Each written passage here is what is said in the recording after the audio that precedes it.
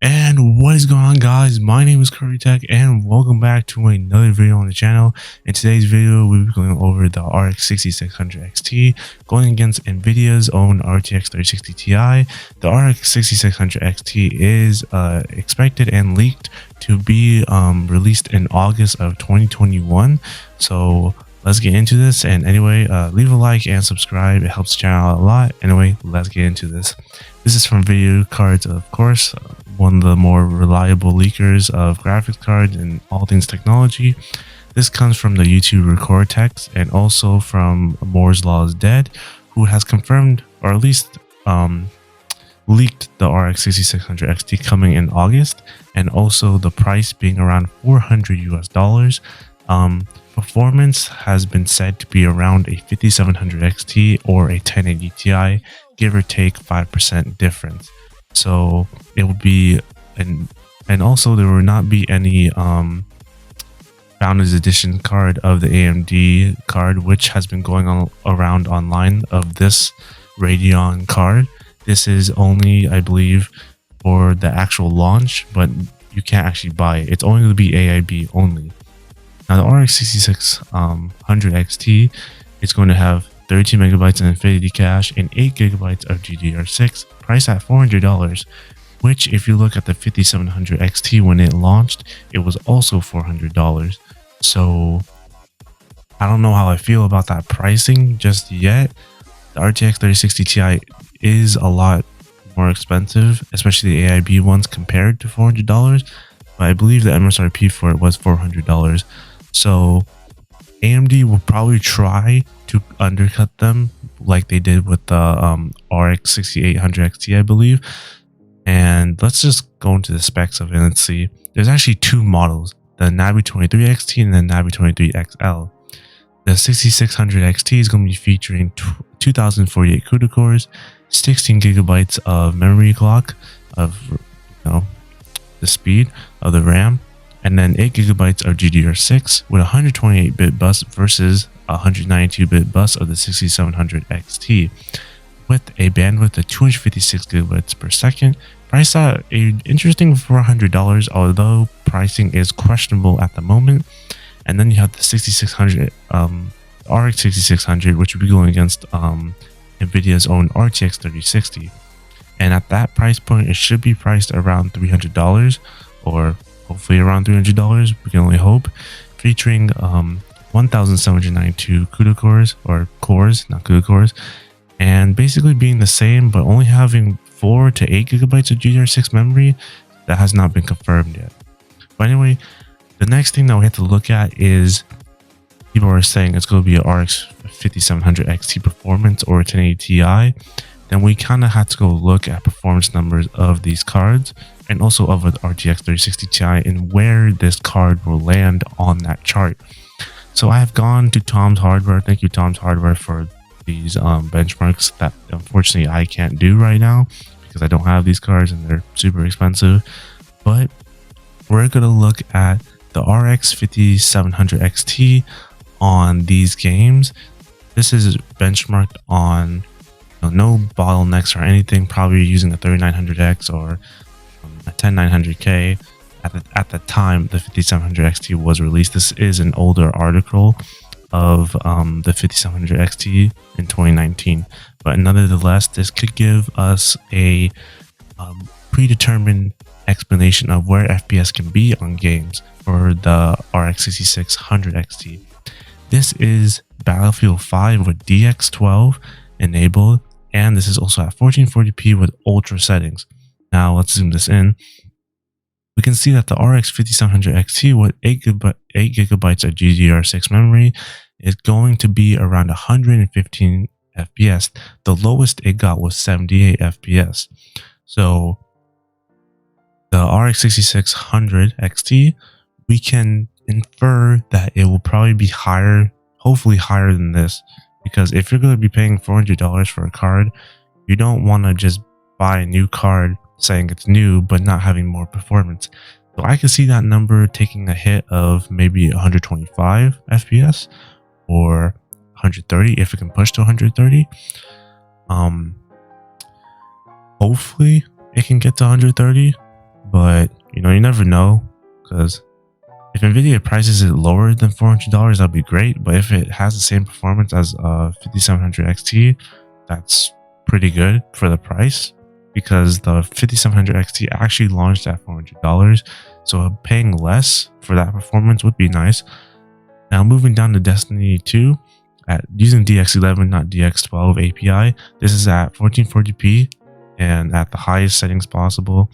The 5700 XT is actually going to be hitting 105 FPS and having the lowest frame rates of 86. Now, as I said before, the 5700 XT is last gen RDNA 1. This is RDNA 2, which has better pipelining, better IPC increase, and also the Infinity Cache being added onto this. So we can definitely see performance of FPS being higher. So hopefully 120 FPS on Destiny 2, maybe even higher, because it has to keep up with the RTX 3060 Ti, because the XT models is kind of like AMD's Ti models. I like to think of it like that, but it might not be a fair equivalent, but I just think it like that. In Far Cry 5, we can see the 5700 XT getting 94 FPS and hitting lows at 63 FPS. Now, the 6600 XT, we're trying to like infer 100 FPS, hitting that triple digit number and hopefully hitting higher frame rates. Now, there's a bunch of other games I could go over, but the next performance we have to look at is the RTX 3060 Ti, because that is the one that's going to go against in pricing, because if it wants to be around $400, it's going to be hitting that RTX 3060 Ti threshold of money, like the money category of mid-range cards. So we need to look at that. And this is a $400 card that beats a 2080 Super. Now this is, of course, bundled with a CPU that's probably better than in the original 5700 XT. This is 2 years old versus this one being just 2021. So there's probably new hardware, you know, new CPU from AMD and Intel. RAM probably is a little different. Maybe not. Motherboards might be different. Nevertheless, we can look at the RTX 3060 Ti and infer where it might land in terms of frame rates against the 6600 XT. Now, Far Cry 5, if we look at the 3060 Ti, gets 118 FPS. They also overclock it and get 125 FPS. And this is on Ampere architecture. This is 1440p Ultra. And if we look at the 5700 XT, which on Far Cry 5, this is DX11. This is probably DX11 as well. We can see the 5700 XT hitting 94 FPS. So we can infer the 6600 XT could either A, surpass the RTX 3060 Ti in Far Cry, or be slightly behind it, gaining 10 to 15 FPS over the 5700 XT, but maybe being behind the 3060 Ti, or it could be even ahead. You know, that Infinity Cache allowing the memory to be fully accessed is interesting enough for the Infinity Cache, because on AMD's third generation CPUs, they had the Infinity Fabric. They call this one for the GPU's Infinity Cache. There's Final Fantasy as well for the 3060 Ti, but Forza Horizon is another kind of graphically intensive game, but also very nice, beautiful game to look at. And you can see 3060 Ti hitting 165 FPS. And if we go to Forza Horizon, this is DX12, 1440p. This is all 1440p, by the way, so don't think it's different. The 5700 XT is actually hitting 121 FPS. There's a bigger difference between the 3060 Ti and the 5700 XT. Now, if we can infer the RTX 3060 Ti and the RX 6600 XT, the RX 6600 XT may land 10 FPS below this, or maybe neck and neck, because these cards trade, NVIDIA and AMD cards trade blows in certain games, and that's just how it works a lot of the times. Some games may benefit off of the Infinity Cache more than Ampere's architecture and the way it works with the memory, whereas NVIDIA's own Ampere architecture may overpower AMD's RDNA 2. That just depends on the system of how the game's designed. If it favors AMD or NVIDIA, there are games that do favor AMD and NVIDIA. But for $400 for this card, I think AMD will probably do a little bit of lowballing and might price it below 400 hopefully, because $400 for a card that may perform lower than the RTX 3060 Ti may not be very best for people and consumers like me, or just enthusiasts as well. But if it can keep up with the RTX 3060 Ti in all games, then, or even surpass it in games, which it probably would in certain cases, then pricing it lower will make it more appealing to people because A, I'm paying $20 less for a card that performs better than the RTX 3060 Ti.